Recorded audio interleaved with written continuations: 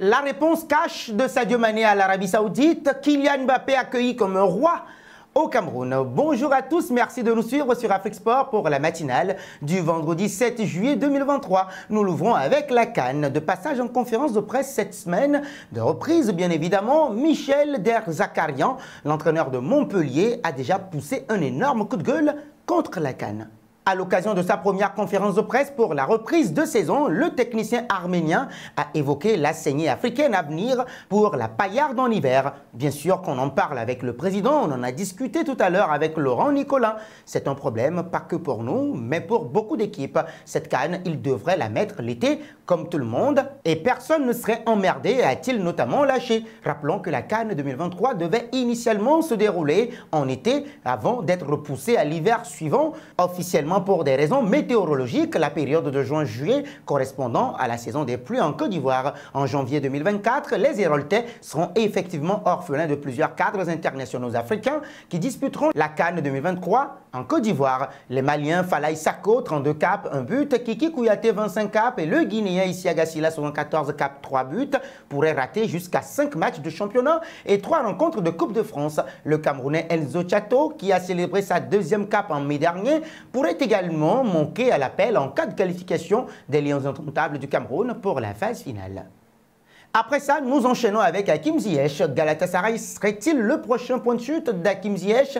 En tout cas, le club turc serait très intéressé par un prêt du joueur de Chelsea. Erden Timur, président adjoint du club, aurait même déjà rencontré des responsables du club anglais et l'agent du joueur. Galatasaray aurait, selon le média turc Hurriyet, l'ambition d'attirer le milieu de terrain marocain sous forme d'un prêt d'1 an avec option d'achat. Le staff médical du club se pencherait désormais sur le dossier. Ziyech était sur le point de rejoindre Al Nassr, club saoudien où évolue Cristiano Ronaldo, mais des problèmes à la cuisse et au genou auraient été détectés lors des visites médicales. Le précédent mercato a également été mouvementé et marqué par un feuilleton Ziyech, alors que le joueur était censé signer au Paris Saint-Germain lors de l'ultime journée du mercato. Des erreurs administratives l'en ont empêché. Le club le plus titré de Turquie, Galatasaray, a remporté un 23e championnat en 2022-2023. Parlons de Vinicius Junior, l'attaquant brésilien agace les fans du Barça. C'est officiel depuis peu, la pépite turque Arda Güler s'est engagée en faveur du Real Madrid, une recrue pour laquelle la Casablanca a déboursé environ 20 millions d'euros. Un coup dur pour le FC Barcelone qui était donné favori dans ce dossier. Et pour beaucoup, Vinicius Junior a joué sur cette désillusion blaugrana au moment de saluer l'arrivée de la dernière recrue merengue. En tout cas, un de plus qui choisit le plus grand club, a écrit le Brésilien. Les Azulgranas du FC Barcelone apprécieront. Nous voici arrivés à l'instant quiz avec 3 indices pour connaître notre joueur mystère du jour. Premier indice, je suis un milieu de terrain de 20 ans. Deuxième indice, j'ai déjà joué en Premier League. Troisième indice enfin, j'ai déjà évolué sous les couleurs du FC Metz. Qui suis-je? Vos réponses sont attendues en commentaire. Nos félicitations à tous ceux qui ont répondu Islam Slimani lors de la dernière matinale. C'était le joueur à trouver puisqu'il est un avant-centre de 35 ans qui joue à Anderlecht. Il a déjà évolué sous les couleurs de l'Olympique lyonnais et de Leicester City.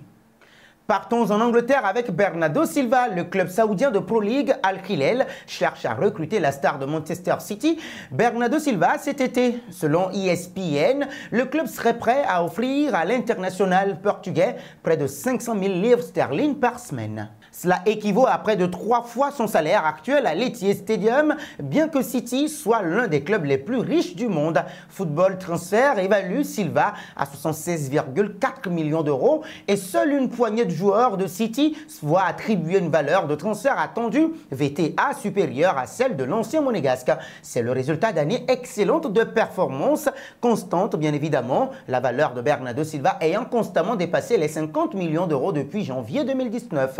À en croire la presse sportive anglaise, Silva a admis qu'il trouvait ennuyeux de jouer contre des défenses pleines à Manchester City, ce qui suggère qu'il pourrait être à la recherche d'une autre opportunité cet été, ce qui serait certainement au détriment de son club si l'on en croit sa forme.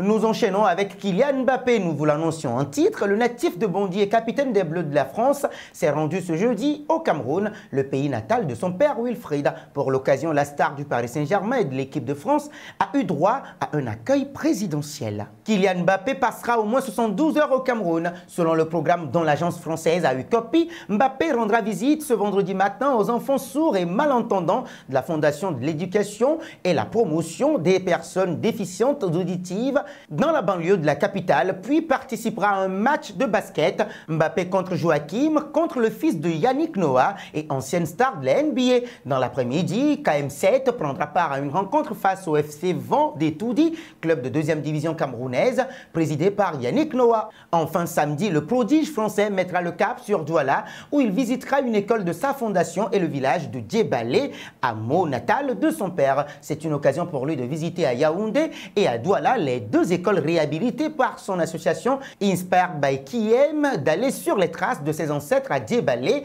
de passer du temps avec les jeunes Camerounais, a expliqué un proche du joueur dans un communiqué parvenu à l'AFP. Nous poursuivons avec Sadio Mané. Eh bien oui, c'est là que nous allons terminer. Alors que les spéculations vont bon train quant à un départ probable de Sadio Mané vers l'Arabie Saoudite, l'agent du joueur est monté au créneau. Récemment, le natif de Bambali a émis le souhait de rester au moins une saison de plus du côté de l'Alliance Arena. On va essayer de se battre tous ensemble pour aider le club à atteindre ses objectifs la saison prochaine. Si tout va bien, je vais retourner au Bayern, affirmait-il notamment lors d'une interview pour 2STV. Pas de quoi calmer les rumeurs pour autant. En effet, ces dernières ont repris de plus belle, plus particulièrement celle envoyant la star à Al Ahly en Arabie Saoudite où il retrouverait son coéquipier en sélection, Edouard Mendy. Agacé par ses bruits de couloir, Bakary Cissé, l'agent de Mané, a tenu à mettre les points sur les i. Des offres d'Al Ahly et de clubs saoudiens, c'est faux, il n'y a aucun contact, a-t-il démenti. Pas sûr que cela suffise à refroidir les ardeurs saoudiennes auprès de 365 scores arabiques. C'est la fin de ce journal matinal que nous refermons avec la question du jour. Pensez-vous que Sadio Mané doit débarquer en Arabie Saoudite ou rester encore une nouvelle fois au plus haut niveau européen? Vos réponses seront attendues en commentaire. Mais avant, n'hésitez pas à vous abonner sur Afrique Sport, c'est pour ne rien manquer des informations footballistiques.